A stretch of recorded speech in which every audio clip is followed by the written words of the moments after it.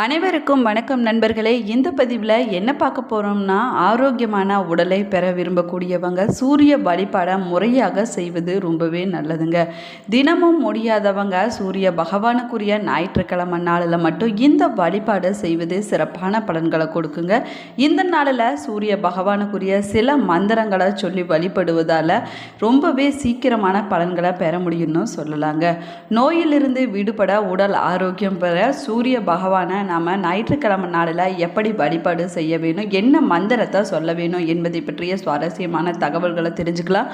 வீடியோவை ஸ்கிப் பண்ணாமல் முழுசாக பாருங்கள். சேனலை சப்ஸ்கிரைப் பண்ணலன்னா சப்ஸ்கிரைப் பண்ணிக்கோங்க. கூடவே இருக்கிற பெல் ஐக்கானையும் கிளிக் பண்ணிக்கோங்க. உங்களுக்கு ஜோதிடமிருந்து ஆலோசனை பெற வேணும்னா நீங்கள் முன்பதிவு செய்து கொள்ளுங்கள். இந்த வீடியோவுக்கு கீழே டிஸ்கிரிப்ஷனில் வராகி அம்மன் ஜோதிட நிலையத்தோட தொலைபேசி எண் கொடுத்துருக்குறேன். இந்த எண்ணுக்கு தொடர்பு கொண்டு பேசி பாருங்கள். உங்கள் வாழ்க்கையில் இருக்கக்கூடிய அனைத்து பிரச்சனைகளுக்கும் தீர்வு கிடைக்குங்க. திக்கற்றவங்களுக்கு தெய்வம் துணைன்னு சொல்லுவாங்க. துன்பம் வரும்போது மட்டும் இல்லாமல் எவ்வளவு பெரிய சிகிச்சை செய்வதாக இருந்தாலும் சரிங்க, நம்முடைய நோய்கள் குணமாகவில்லைனாலும் சரிங்க, அல்லது அடிக்கடி பலவிதமான நோய்களால் பாதிக்கப்பட்டாலும் சரிங்க, அப்போது நம்ம தெய்வம் காப்பாற்ற வேண்டும்னு இறைவனை தாம நம்ம சரணடைகிறோம். இதுதாங்க மனிதனுடைய இயல்பு. நம்முடைய உடலை நோய்கள் பாதிக்கும் போது மருத்துவ சிகிச்சையும் போது ஆன்மீக பரிகாரங்களும் மன அமைதியும் நம்பிக்கையும் அளிக்குதுங்க. அதே போல் பலவிதமான பரிகாரங்கள் செய்வது மட்டும் இல்லாமல் இறை வழிபாடு, அதாவது மந்திர ஜபம் போன்றவற்றை விரைவாக செய்தோம்னா நல்ல பலன்கள் கிடைக்குங்க. நம்முடைய உடலில் ஏற்படக்கூடிய பலவிதமான துன்பங்கள் மட்டும் இல்லாமல் நோய்களுக்கும் நவ கிரகங்கள் தாங்க காரணமாக இருக்குது. ஜாதகத்தில் சூரிய பகவானின் நிலை பாதிக்கப்பட்டிருந்தாலோ இல்லைன்னா பலம் இழந்து காணப்பட்டாலும் நமக்கு அடிக்கடி நோய் பாதிப்பு ஏற்படுங்க. அது மட்டும் இல்லாமல் நம்முடைய உடல் பலம் இழந்தும் காணப்படுங்க. இதனால தாங்க சூரிய பகவானுக்குரிய ஞாயிற்றுக்கிழமை நாளில் சூரிய மந்திரங்களை சொல்லி முறையாக வழிபடுவது நல்ல பலன்களை கொடுக்குங்க.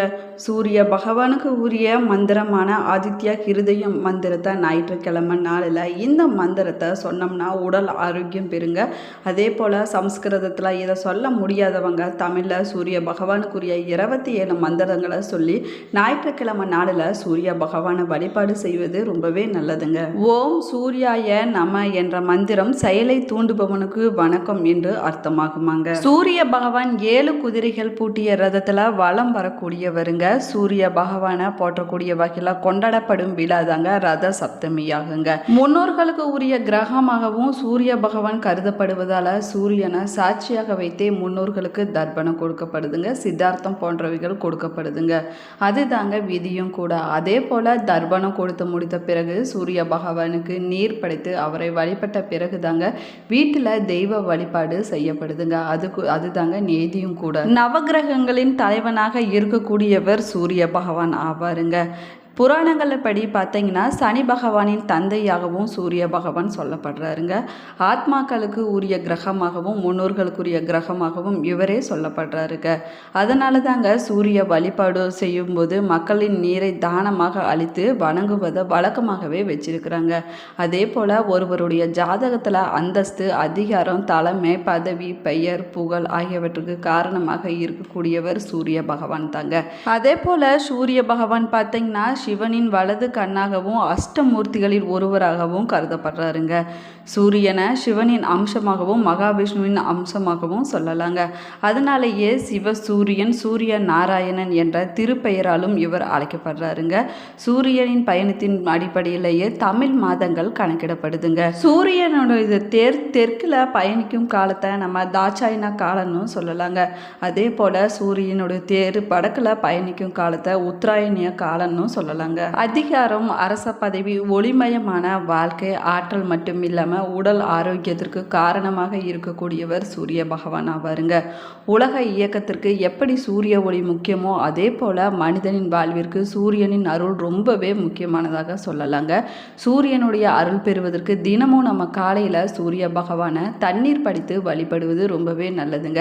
இப்படி வழிபடுபவர்களுடைய உடலில் சூரிய பகவான் அற்புதமான பல மாற்றங்களை நிகழ்த்தி காட்டியிருக்கிறாருங்க. நம்ம தினமும் சூரியன் உதிக்கும் போது சூரிய மந்திரத்தை நம்ம உச்சரிக்க குடிக்க வேணுங்க. அந்த சமயத்தில் தண்ணீர் படைத்து வழிபடுவது பல விதமான நன்மைகளை கொடுக்குங்க. அதே போல் உடல் ஆரோக்கியம், மனதில் தன்னம்பிக்கையை அதிகரிக்க செய்யுங்க. சூரியனை நம்ம வழிபடும் போது என்னென்ன மந்திரங்கள் சொல்லி வழிபட்டால் சூரியனுடைய அருளையும் உடல் ஆரோக்கியத்தையும் பெற முடியும் என்பதை பற்றி பார்க்கலாம் வாங்க. ஓம் கிரணி சூர்யாய நம என்ற இந்த மந்திரத்தை 21 முறை சொல்லி சூரியனுக்கு தண்ணீரை காணிக்கையாக நம்ம கொடுக்க வேணுங்க. இப்படி செய்வதன் மூலமாக உங்களுடைய நம்பிக்கையை உணர முடியுங்க. இரண்டாவதாக சொல்ல வேண்டிய மந்திரம் என்னன்னு பார்த்தீங்கன்னா, ஓம் பாஸ்கராய நமக. இந்த மந்திரத்தை 51 முறை சொல்லி நீங்கள் வழிபட வேணுங்க. இப்படி தினமும் சொல்லிட்டு வந்தீங்கன்னா உடலில் இருக்கக்கூடிய ஆரோக்கியம் சம்பந்தமான பிரச்சனைகள் அனைத்துமே விலகிவிடுங்க. ஓம் ஆதித்யாய நம. இந்த மந்திரத்தை நீங்கள் தினமும் 21 முறை சொல்லிட்டு வந்தீங்கன்னா நல்ல வேலை, பதவி உயர்வு, நல்ல அந்தஸ்து, வாழ்க்கையில் உயர்வு போன்றவை கிடைக்குங்க.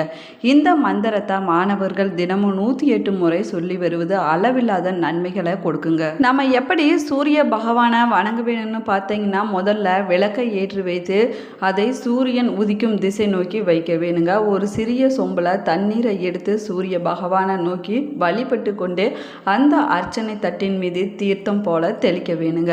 பூஜை முடிந்த பின்னாடி நீங்கள் சாப்பிட வேண்டியது ஏதேனும் இனிப்பு வகையாக இருக்க வேணுங்க. சூரிய பகவானுக்கு ஞாயிற்றுக்கிழமை நாளில் இருக்கக்கூடிய விரதத்துக்கு சூரிய விரதம் என்று பெயராகுமாங்க. இந்த விரதம் இருக்கக்கூடியவங்க சூரிய உதயத்திற்கு முன்னாடி, அதாவது பிரம்ம முகூர்த்த வேளையில் எழுந்து குளித்து விட்டு வீட்டையும் பூஜை அறையும் சுத்தமாக வைக்க வேணுங்க. அதற்கு பிறகு உங்களுடைய விரதத்தை தொடங்க வேணுங்க. சூரிய வழிபாடு நம்முடைய உடல் நலத்தை மேம்படுத்துவதில் முக்கிய பங்கு வகிக்குதுங்க. சூரிய ஒளியில் இருக்கக்கூடிய வைட்டமின் டி எலும்புகளின் வளர்ச்சி மற்றும் நோய் எதிர்ப்பு சக்தியை அதிகரிக்க செய்யுங்க. சூரிய வழிபாடு மன அமைதியும் மன தெளிவையும் கொடுக்குங்க. அது மட்டும் இல்லாமல் சூரிய வழிபாடு செய்பவங்களுக்கு வாழ்க்கையில் வெற்றி கிடைக்கணும்னு சொல்லலாங்க. நம்ம சூரிய வழிபாடு செய்வதால் செல்வம் அதிகரிக்கணும்னு சொல்லலாங்க. அதே போல் சூரிய வழிபாடு செய்வதன் மூலமாக புகழை பெற முடியுங்க. சூரிய வழிபாடு ஆன்மீக முன்னேற்றத்திற்கு முக்கிய பங்கு வகிக்குதுங்க. சூரிய நமஸ்காரம் என்பது ஒரு யோகாசனமாகுங்க. இதை தினமும் செஞ்சுட்டு வந்தோம்னா உடல் மற்றும் மன ஆரோக்கியம் கிடைக்குங்க.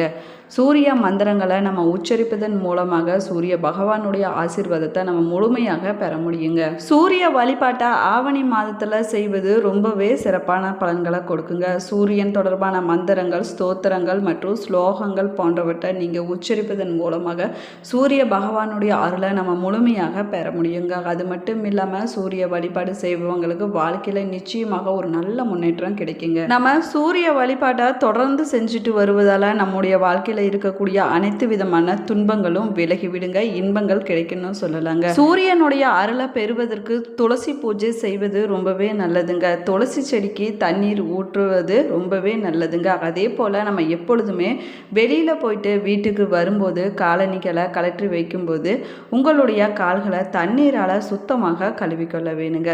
இப்படி செய்வதன் மூலமாக சூரிய பகவானுடைய எதிர்மறையான விளைவுகள் குறையுங்க.